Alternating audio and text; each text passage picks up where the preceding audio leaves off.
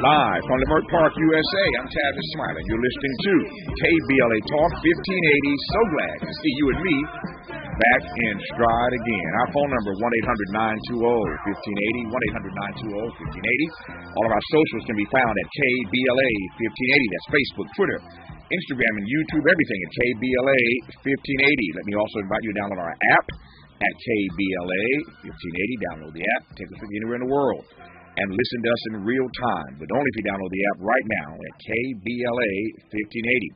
Should you miss us any day in real time, check out the podcast of this program by going to the app, if you downloaded it, that is. The app, the website, Apple, Spotify, so many places to get the podcast of this program and listen at your leisure. Should you miss us any day in real time, but I am delighted to have you along live with us today for the next 3 hours. Let me also invite you to follow me on Facebook and Instagram at The Real Tavis Smiley and get Twitter updates at Tavis Smiley. Another great show on tap you today. In our second hour, two conversations. At the top of the hour, we will speak with our resident physician, Dr. Robert Drummond, about the higher than usual number of flu cases this season and whether or not we should be alarmed about a possible triple-demic. On the B side of our two, has cancel culture become a threat to free speech? A conversation with essayist, author, and former political writer for the New Republic, Eve Fairbanks.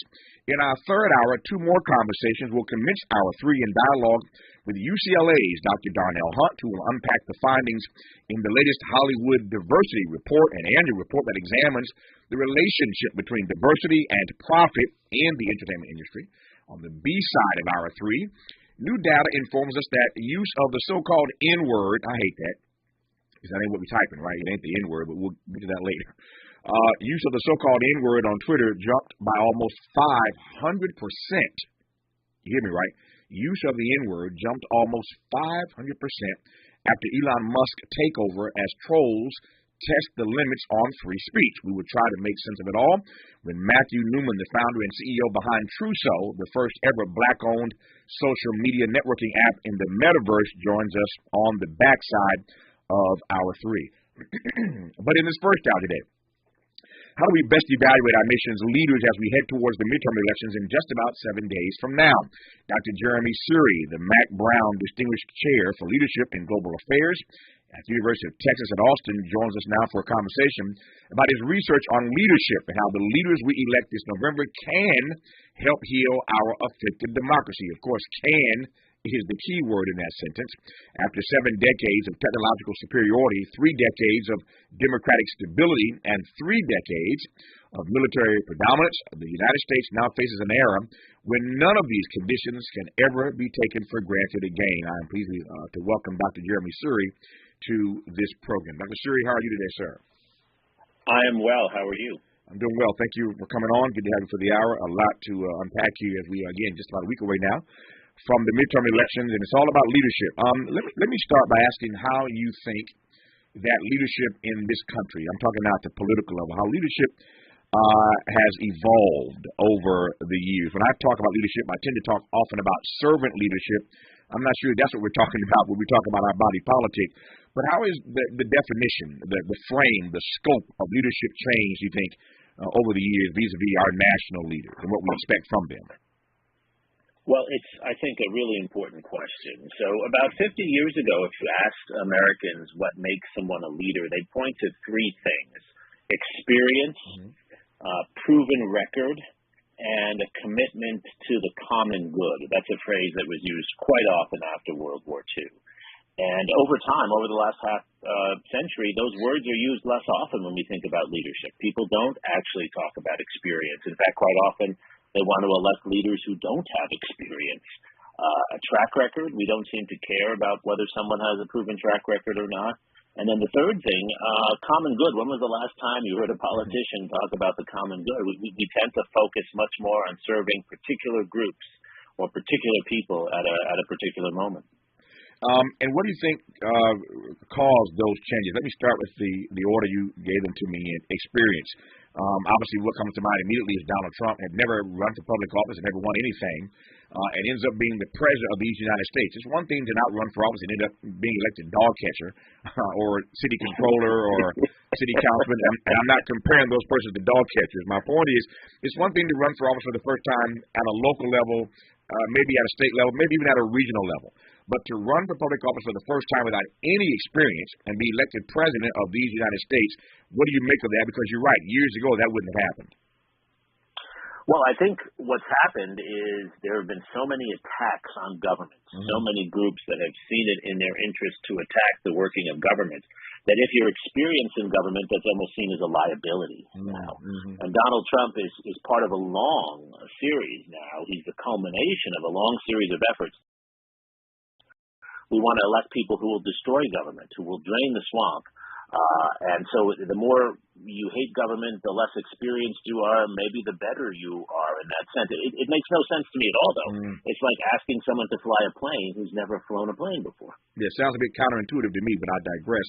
The second issue you raised was a record, a proven record. Here again, when you elect folk who have not served in government before and they don't have a proven record, it's almost like you're rolling the dice. Exactly right. And you can imagine, and of course in our history we have elected figures who had little government experience but had a record elsewhere. The best example of this being Dwight Eisenhower. He had never run for elected office before he ran for president. People didn't even know in 1952 if he was a Democrat or Republican. But this man had led American and Allied military activities. He had successfully landed forces on D-Day. The only person to do that across the channel since William the Conqueror. He had a proven record of achievement in complex organizations, even if they weren't the White House and Congress. And people valued that. They wanted people who had shown that they were successful in working in different environments. Today, we don't look at someone's record. We instead look at their image. Do they look like they're a leader? Do they sound like someone's record? That's image focus, not record focus.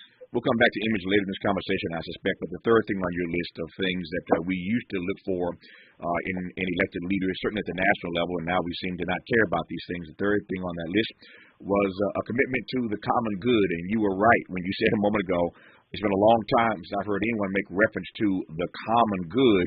It seems to me, to your point about image, I can link these two things. It's not about the image, it's about the individual. And so there seems to be no real commitment to the common good. It's about the person running. It's all about them. And frankly, at the party level, it's all about winning by any means necessary, no matter what it takes, just win for your side. It's not about serving the common good anymore. I think that's right. I think we've even forgotten to talk about the common good, and I think some politicians and many voters are even skeptical whether there is such a thing as the common good. And I think that's because that rhetoric was manipulated cynically after September 11th in particular, and so people they don't believe it anymore. They're cynical about it, and it's too bad because many of the issues you pointed to in your opening to the show, healthcare, basic public safety, education, these are common good issues. These are not issues that really should be about one group or another. Everyone should want every American to have quality health care. That should not be a political issue. It really shouldn't.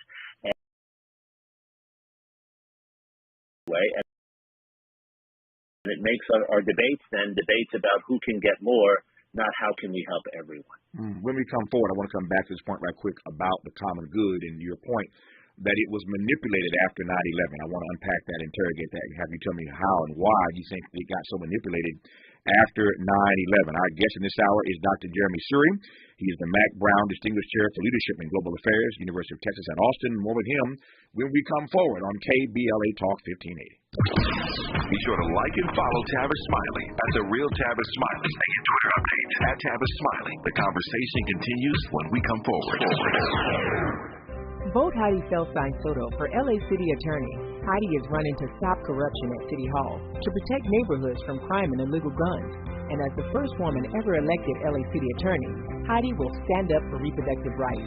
That's why Heidi is the only candidate endorsed by the LA Democratic Party, Planned Parenthood, the LA Sentinel, and the LA Times. Vote Heidi Felstein Soto for LA City Attorney. Paid for by Heidi Felstein Soto for City Attorney 2022 General. Info available at ethics.lacity.org. Ride the K, Metro's newest rail line. 7 shiny new K-Line stations connect you to the E-Line, West Adams, the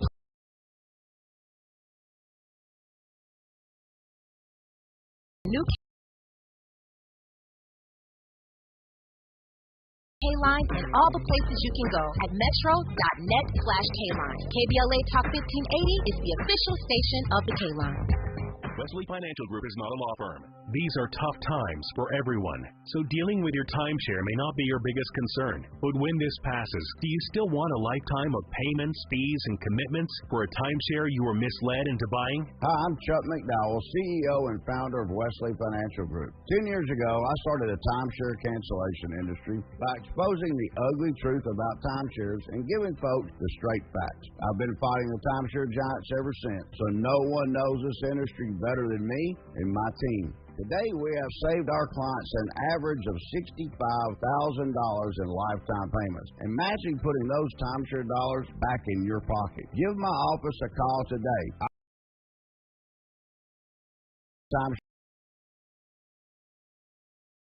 Or you'll pay nothing. Call Wesley Financial now for your free information kit. 800-511-1551. 800-511-1551. 800-511-1551.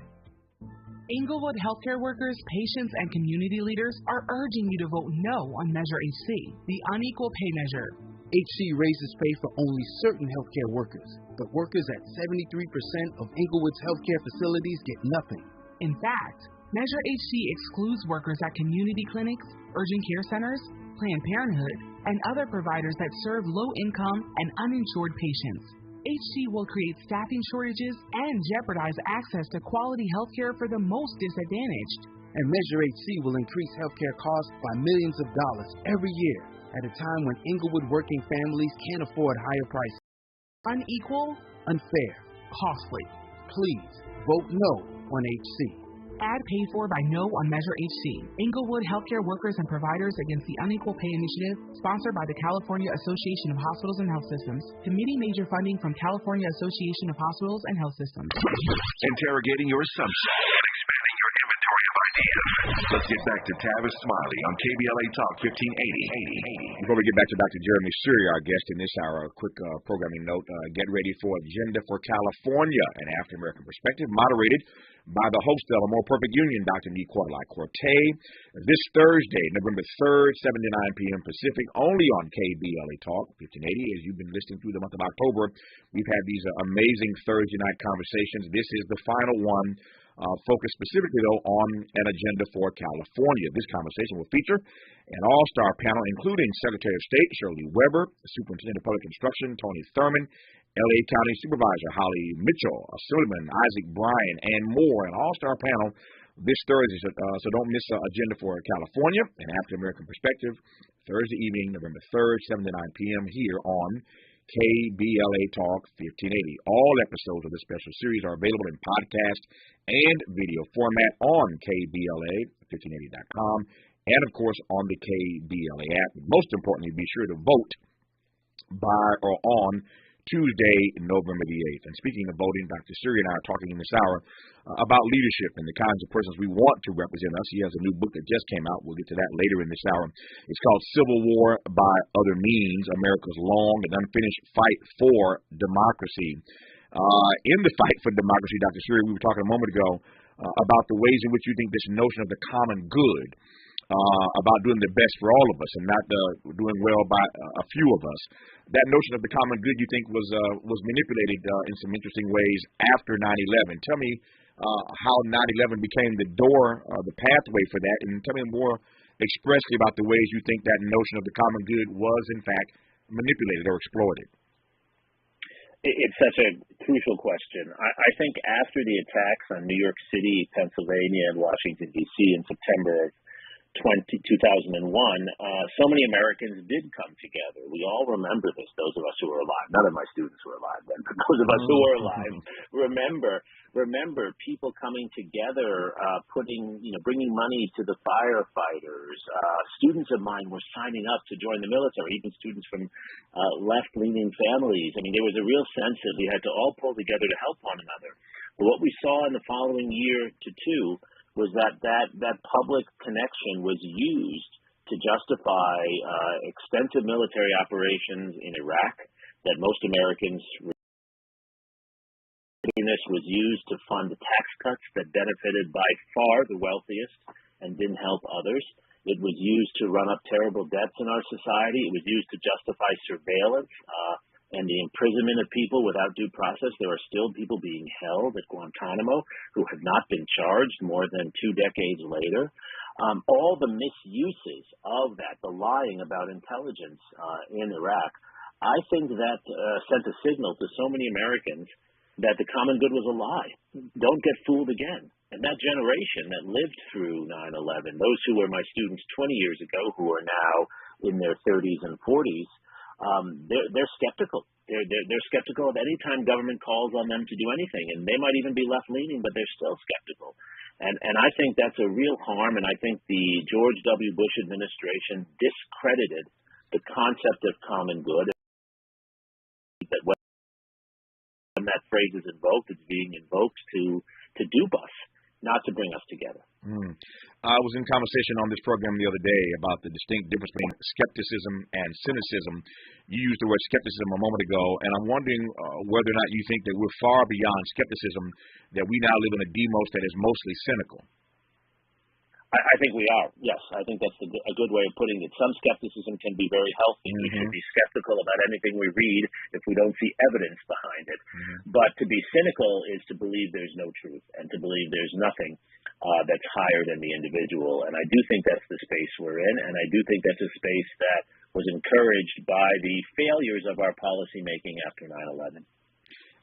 In that regard, is the damage irreparable? Put another way, can we make a U-turn in that regard? Have we just arrived at a place now in American history where for years to come, for the future, we will have a democracy populated by people that happen to be more cynical than skeptical?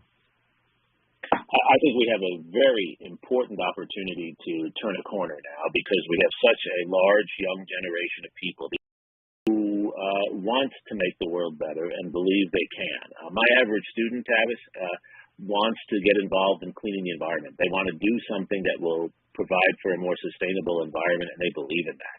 They believe in health care for everyone. They believe people should be able to marry whomever they love, regardless of race or sexual orientation. I don't have disagreements among my students on those issues.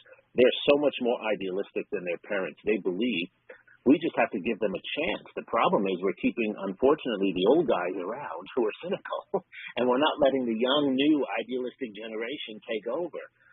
That's our chance now, is to get a young, idealistic generation in power and to encourage them, which is why your show and so many others are important, to provide them avenues where they can get real information and they can be reminded of how big the challenges are, but how many opportunities they have to make a difference. I'll follow you now, which is to talk then, to assess more expressly the leadership that we have today. How would you, in fact, and this is a big question, and I'm not one for generalizations, and you're a professor, so I know you aren't either, but how else to get at this than to ask the following, which is how you would assess the leadership that we have today vis-a-vis what we need right now.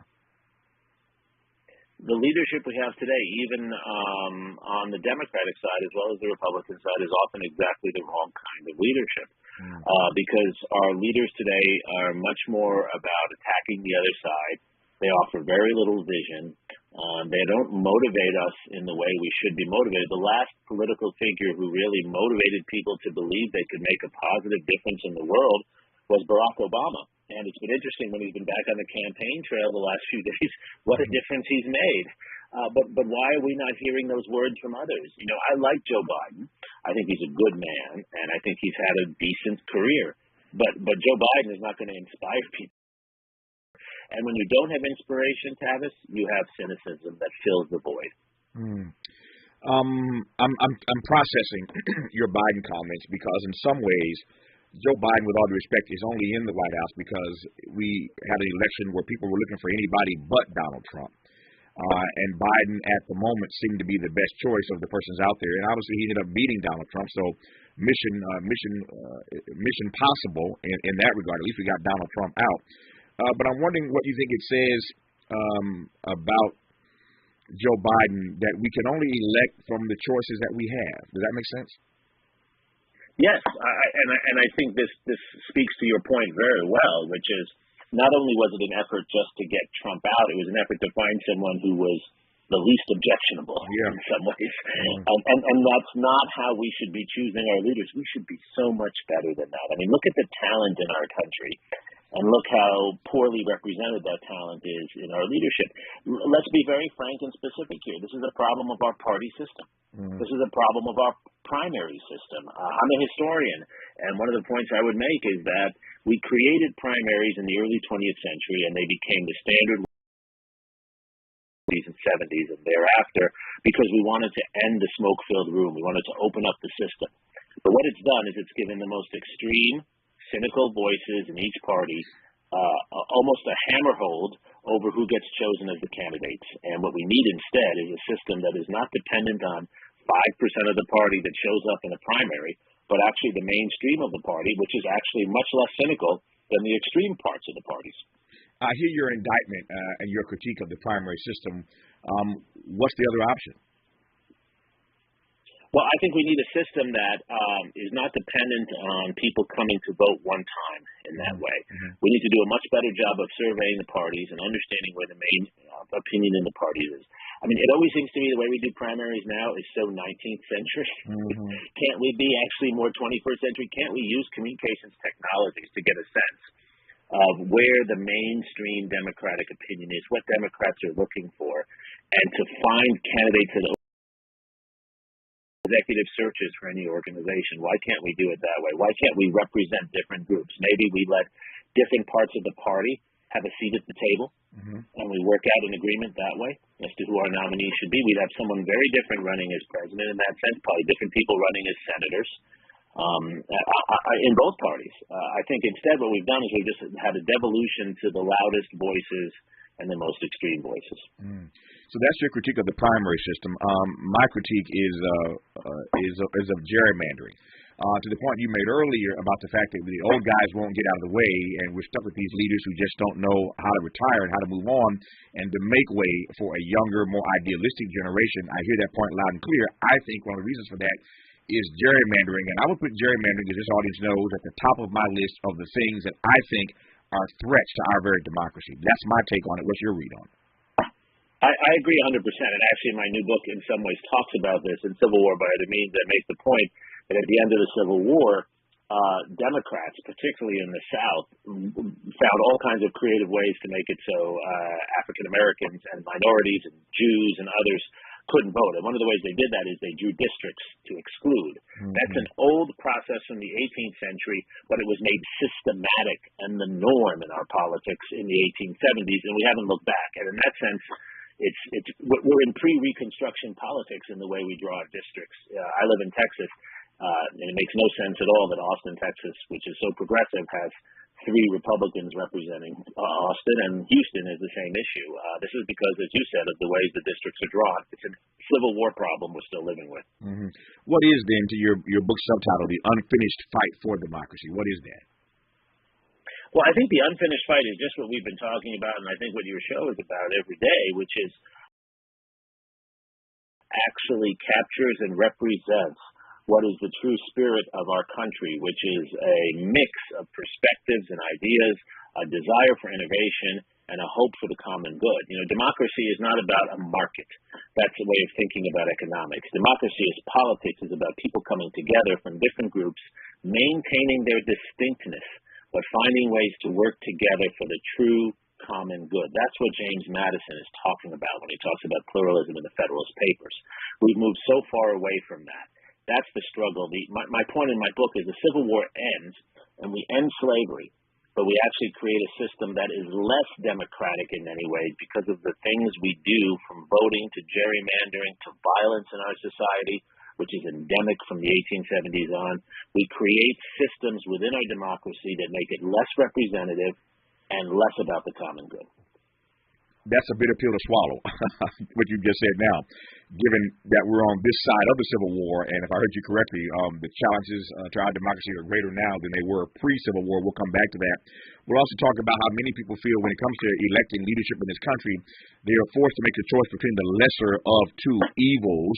A great deal more to talk about with our guest in this hour, Dr. Jeremy Siri, the Mack Brown Distinguished Chair for Leadership in Global Affairs, University of Texas at Austin, has a new book that just came out called Civil War.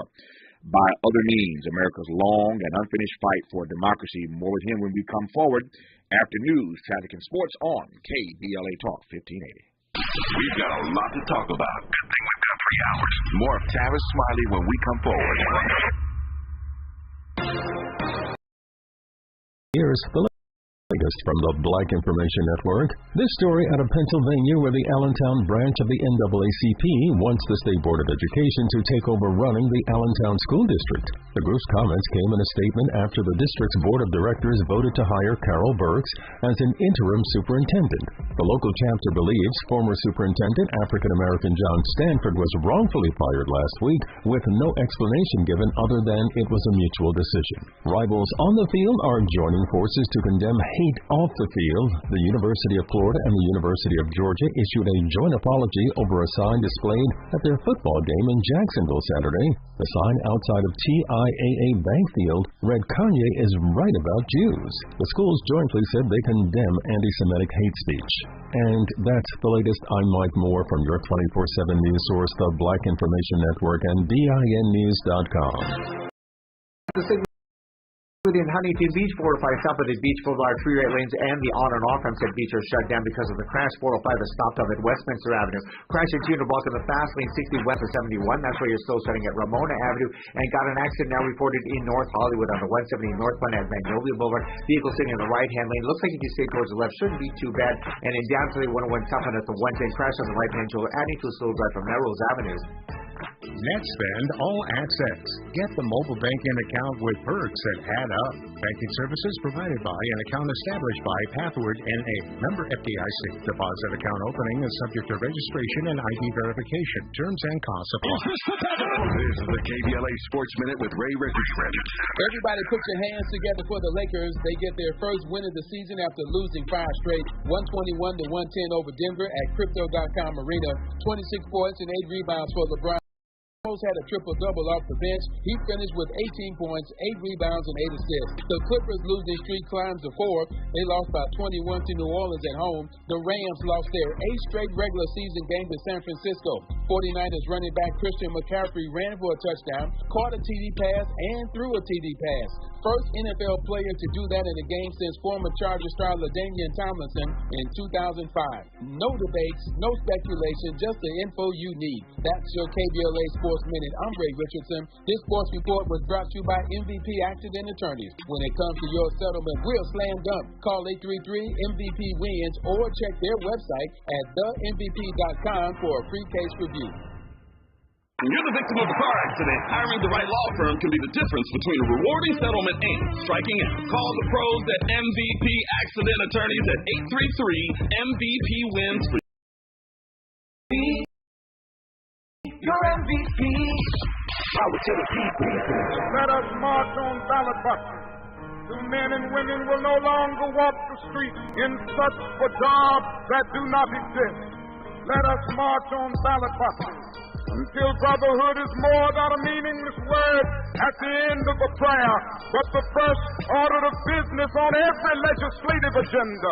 Let us march on ballot boxes until every valley shall be exalted, until every mountain and hill shall be made low, until the rough places are made plain and the crooked places straight, and the glory of the Lord shall be revealed, and all flesh shall see it together. Let us march on ballot boxes until we are able to send to the state houses men who will do justly, love mercy, and paid for by the African American Voter Registration, Education, and Participation Project. KBLA Talk 1580. We've got a lot to talk about.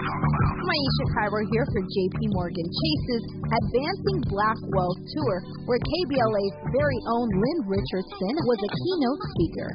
Here's what Lynn had to say when asked what the top 3 tips were for someone beginning their journey to financial freedom. The first one would definitely absolutely be to write what it is that you want. The things that I wrote when I was broke, down, under the ground, didn't know how I was going to make it, are happening today. And they're actually bigger than I ever thought. The dream dreams that I had. It didn't seem possible, but I had the wherewithal to write it. Thoughts disentangle themselves when they pass through your fingertips. So when you see what it is that you want, it becomes more real. The second thing is to speak what you seek until you see what you say. Get rid of haters, naysayers, blockers, and crab barrel leg pullers. Don't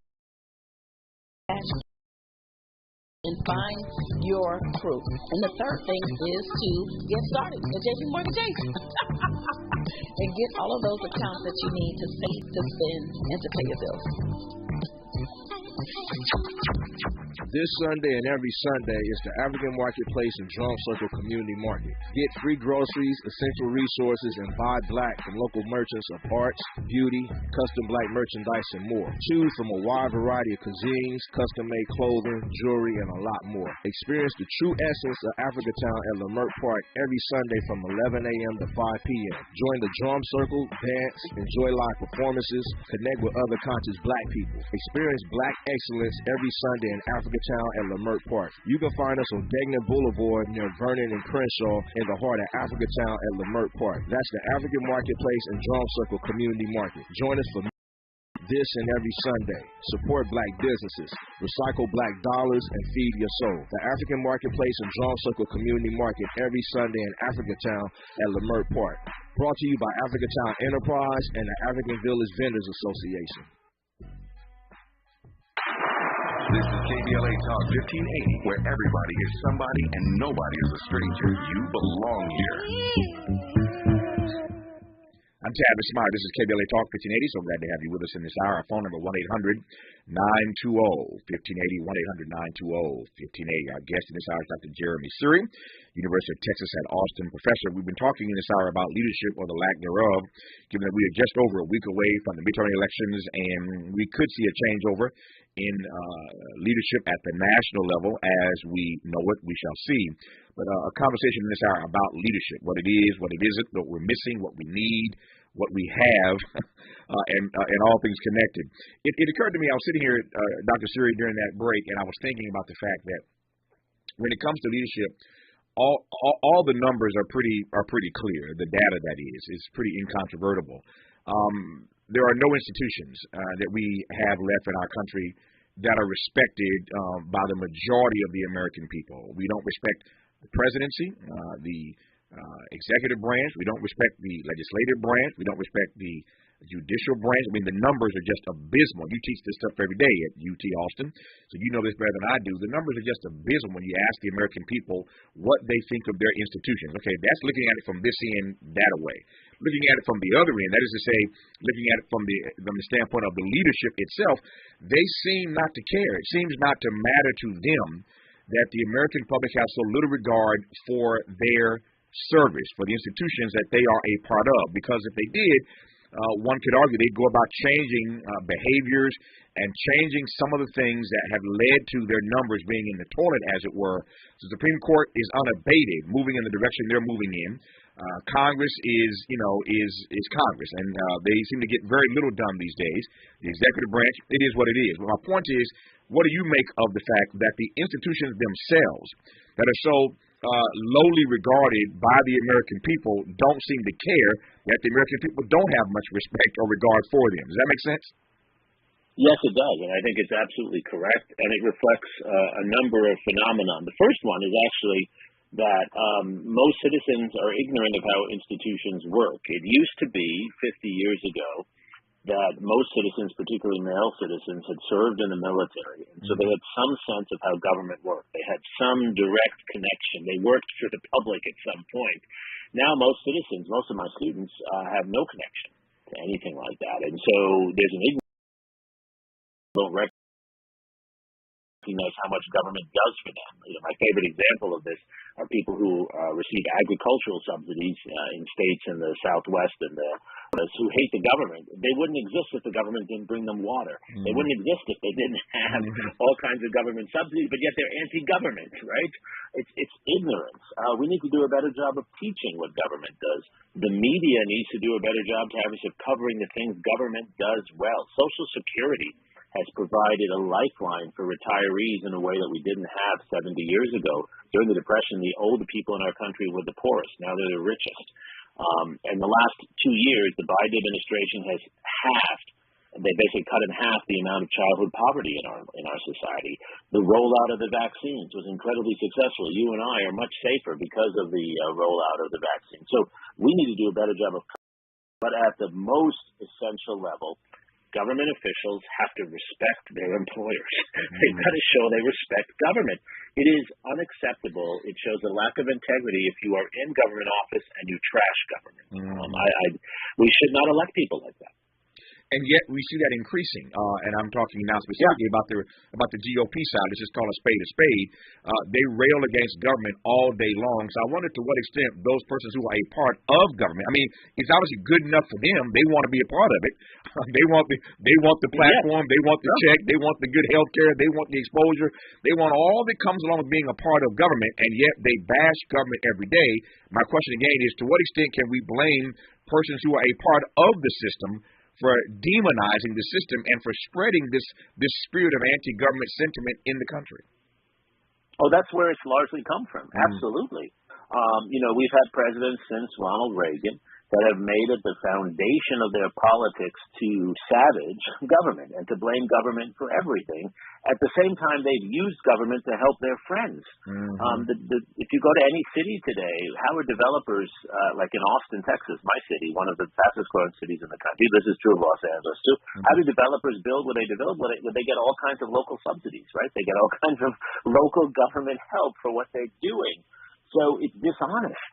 And we need politicians who will persuade us that government is valuable and educate us about what government does. And we can't rely on Republicans necessarily for that, but boy, oh boy, we should have Democrats who talk in those terms. To give Pete Buttigieg credit, something Barack Obama tried to do as well, though it's hard to do this as an African-American male in our society, right, because immediately so many people react negatively against you when you talk about this. But nonetheless, we need more political figures educating the public about what government does. They should go to small towns that are filled with people who hate government and explain to them all the things government is doing to keep them alive.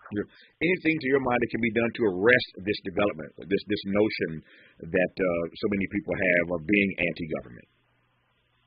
I think we could have a major effort by educators, by media, and by others to write stories and promote stories that show what government does. Not that government is perfect, but show what government does. Let's take the southwest of our country. We would all be without water if it weren't for government utilities that bring us water. And yet, I say that, you know that, I know that, maybe your listeners know that, but most people living in Texas, Arizona, and New Mexico don't know that. We need a public education for that. How do you see the debate that happens every day in this country at all kinds of levels about the proper role of government? And I'm putting I guess we're live streaming, so you can see me put the air quotes up, right? Can you see that? I'm putting this in air quotes. I'm putting this in air quotes. What do you make of this debate again about the proper role of government? I think the debate can be healthy. I'm not sure we're going about it the right way, but I'm open to a conversation. I'm open to having my assumptions re-examined. I'm open to you expanding my inventory of ideas in conversation about the proper role of government. But that conversation, that debate gets so ugly, and yet I think it's a legitimate debate. Absolutely. I think we need to have that debate. That's what the founders intended, that we're constantly revisiting that. And there are things government should not be involved in. I believe in free speech. I know you do too. I believe that people should marry whomever they love. It's the government's role to tell them who they can marry. There are many things about. I think a woman should make choices about her own body, and government should not be involved in telling her one way or another. But we should be discussing these things. I think the way to have this productive discussion is for it to be less about rumors and myths about government attacking people, et cetera, and much more about the facts. I really think we need to come back, and this is a bigger problem even, right, that we often don't know the difference between fact and fiction. But if it's fact-based, we can then have, I think, a very serious discussion. Is government using its resources appropriately to help us or not? Backstory, I don't think any of us do at this point, know the backstory behind the attack on Nancy Pelosi's husband in their home over the weekend.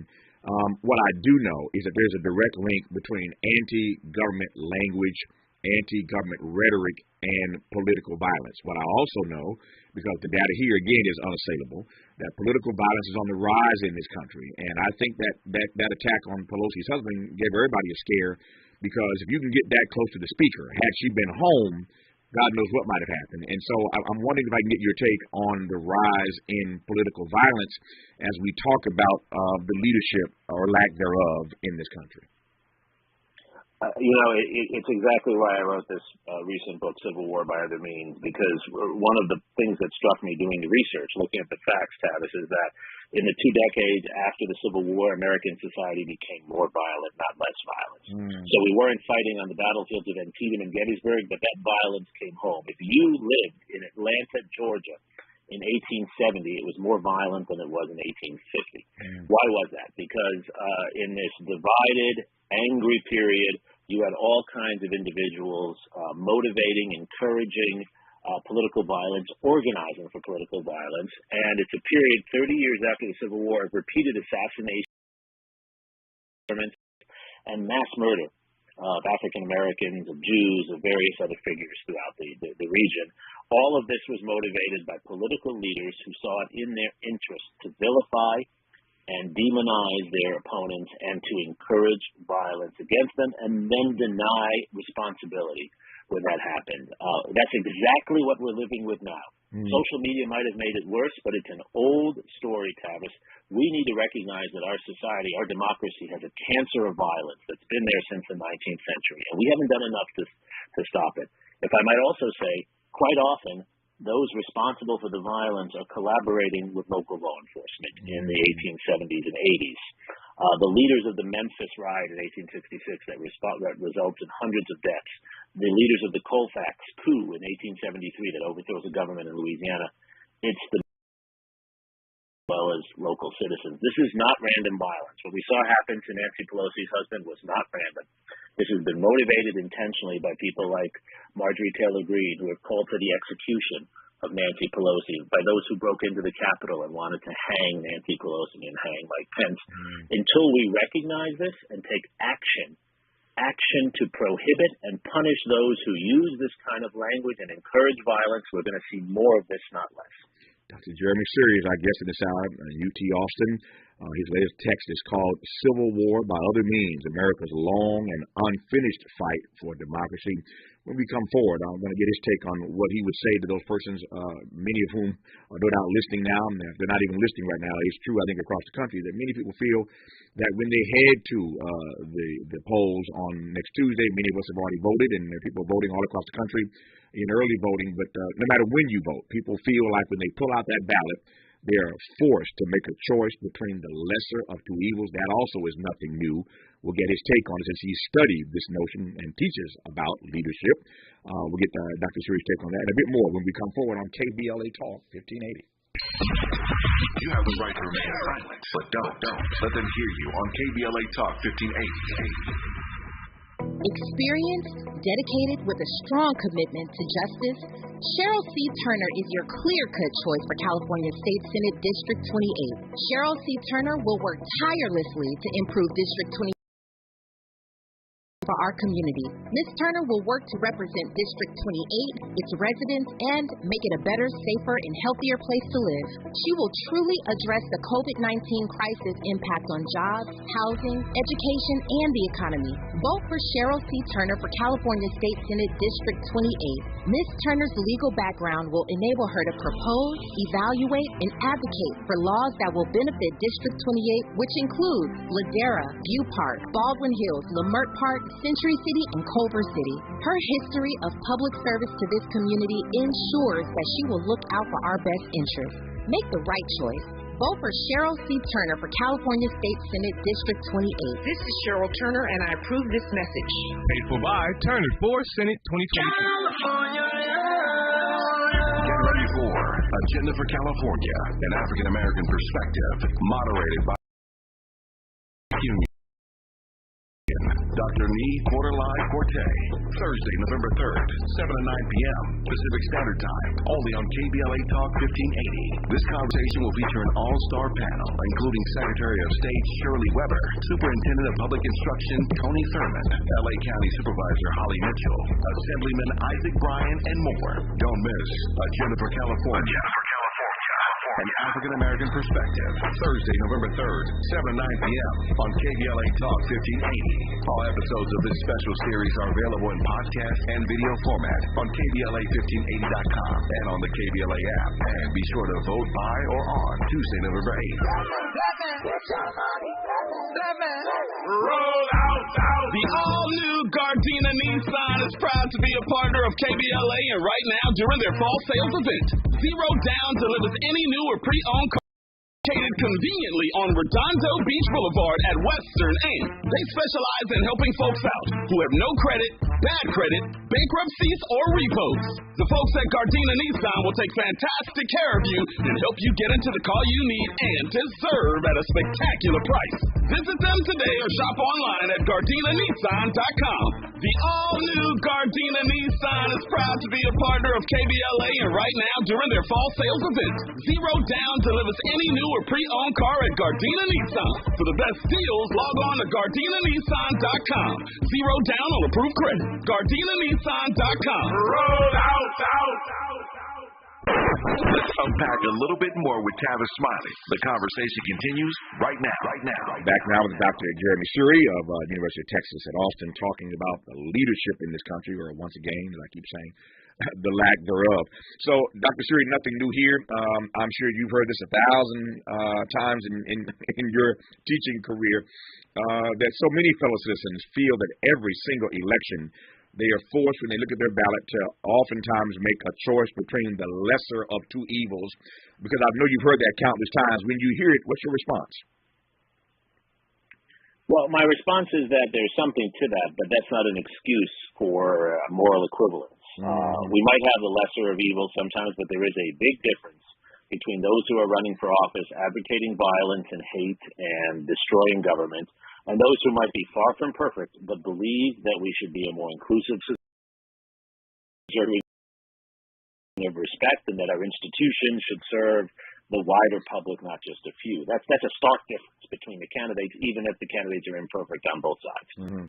There are some 300-plus persons on the ballot across the country in the next week who have denied the results of the last election. Over 300 Republicans, specifically, on the ballot in states all across this country, from California to the Carolinas, who have denied the results of the last election. How do you read that? I think they should be disqualified from office. I think no one should vote for them just on that alone. There have to be certain red lines. I'm not going to vote for someone who believes in segregation of schools. I'm not going to vote for someone who believes that one race is inferior to another, even if I agree with them on other positions. And you should never vote for someone who doesn't believe in democracy, who believes that one group of people have the right to steal an election from others. There's not a single Democrat I know who's running on that position. There are, as you say, 300 Republicans.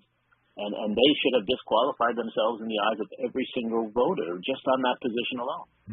What do you say to persons who are one-issue voters? I'm always troubled by that, and yet people are entitled to their own view of the world. But what's your sentiment about one-issue voters?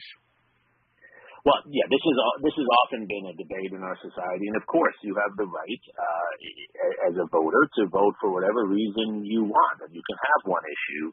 And we know some people on the left that way, as we know some people on the right. But what I often say to those kinds of voters is history is pretty clear. Your one issue will not be well served if that's the only issue you vote on. Your one issue will be much better served if we have a vibrant and democracy. And those of us who care about inclusion across races and religions, that's how we have to think. This is my opposition to some extent to identity politics. It cannot be just about identity. It has to be about a well-functioning system. In our remaining moments with Dr. Suri, we'll get his take on whether or not he believes that we can, in fact, have a vibrant and fair democracy in the years to come. That is, or does he believe, as I do, that our democracy is fragile, that it is on the precipice, that every empire, he's a historian, I am not, but I know this much from paying attention in my history classes in high school and college, that there is no empire in the history of the world that did not at some point have a reckoning. Every empire has its day. Every empire has its comeuppance. And I suspect that our belief in this notion of American exceptionalism is so strong that we don't want to really consider how on the precipice, how close to the edge we really could be. So can we have a vibrant and fair democracy, Or is our democracy so fragile that it is on the verge of imploding? Our final moments with Dr. Jeremy Suri when we come forward on KBLA Talk 1580. We don't try to be all things to all people. We just remain true to who we are. You're listening to KBLA Talk 1580. Okay, so what is Proposition 30? Well, it's Lyft who's behind it. The big ride-sharing corporation? Mm-hmm. Lyft helped write and pay for Prop 30, $45 million and counting. It's a corporate money grab disguised as a climate initiative. Oh. Yep. See, by 2030, the law requires Lyft to use only electric vehicles for 90% of their rides. Huh. I heard Lyft's tried but failed to get taxpayers to pay for it. So now they pay for climate change, and if it passes, we end up paying for Lyft's cars? That's exactly why Governor Newsom, the California NAACP, and the California Teachers Association all say, vote no on Prop 30. Ugh, we can't afford another corporate money grab. Let's grab our ballots and vote no on 30. Ad paid for by No on 30. Educators opposed to corporate handouts sponsored by teachers and school employee organizations. Committee major funding from California Teachers Association and California Federation of Teachers. The California Crusader newspaper would like to thank all of our subscribers for their support throughout the years, proudly serving the South Los Angeles and South Bay areas for more than 40 years. The California Crusader is a multicultural, black-owned, adjudicated newspaper that focuses on providing newsworthy information to the people in our community. We're constantly looking for ways to assist businesses in our community to connect with our subscribers. We provide low-cost, effective ways to promote your business with our advertising. You can participate by suggesting, sharing, and submitting your stories on the California Crusader newspaper Community Share Facebook group page, or visit our website at cruise-news.com. That's calcruisenews.com. Then click on the Submit Now button located on the top right corner of the homepage, or text CCN to 42828. Again, text CCN to 42828. The California Crusader newspaper, working together to build a better community for our future. Subscribe today. Hey Los Angeles, this is Urban Magic Johnson. Today our city faces a crisis of violence, homelessness, and soaring rents.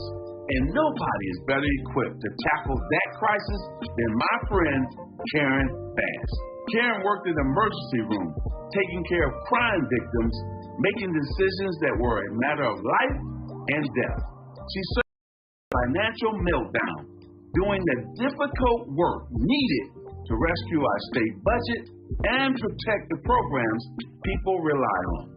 As our next mayor, Karen will do what she's always done. When there's no room for error, she'll lead with her smarts and lead with her heart. On November 8th, please join me in supporting Karen Bass for mayor. Paid for by Karen Bass for Mayor 2022, General. More information at ethics.lacity.org. Conversations that matter. You're listening to Tavis Smiley on KBLA Talk 1580. Our remaining moments with Dr. Jeremy Suri. About 2 minutes left in this conversation. Dr. Suri, I've asked this question of others, but not of you, obviously, and you are a historian, so your take on it really fascinates me. How fragile do you think our democracy is? Since you made the point earlier, what we need is, and no disagreement here, a vibrant and fair democracy, but where are we in the state of our democracy, as it were? I agree with you 100%. Our democracy is very precarious. I wrote my new book, Civil War by Other Means, because I think our democracy has been precarious for a long time. And this is a moment when we not only need to get rid of the bad guys, get rid of Donald Trump, we need to actually make our democracy stronger. We need real institutional reform. We need real protection for the right to vote. We need to stop gerrymandering, which you pointed out. Our institutions, if we want our democracy to survive. If we don't do that, it won't survive. I could have asked you this earlier, but it seems to me that at the heart of fixing our democracy is M-O-N-E-Y. Yep. Your take? Yeah, we need to do things to go back to where we were before Citizens United decision, where there's limits on money in politics, and we need more limits on money in politics. We need public funding of campaigns as well. This is an idea that goes back to the 18th century. It's time we finally did it. His new book is called Civil War by Other Means, America's Long and Unfinished Fight for Democracy. Let me ask you right quick in 30 seconds. Do you think we can get it right? Can we do what needs to be done to turn this democracy around? Absolutely, and I believe that. I'm optimistic because I have 300 undergrads I teach every week. And you know what, Tavis? They're better than you and me. We have to give them a chance. We need to educate them and support them and give them a chance and get the old guys who are the sources of our problems today out. Hey, let me say with humility, if they're better than you and me, they're pretty good, man. If they're better than you and me, right on. Yeah, man. I ain't trying to be all puffed up, but if they're better than you and me, then they better come with it. So I thank you for the conversation. He is the Mack Brown Distinguished Chair for Leadership in Global Affairs at the University of Texas at Austin. He is the author of the new book, Civil War by Other Means, America's Long and Unfinished Fight for Democracy. He is Dr. Jeremy Siri. More of Tavis Smiley after news, traffic, and sports on KBLA Talk 1580. KBLA 1580 Santa Monica. I'm Mike Moore, and here's the latest from the Black Information Network.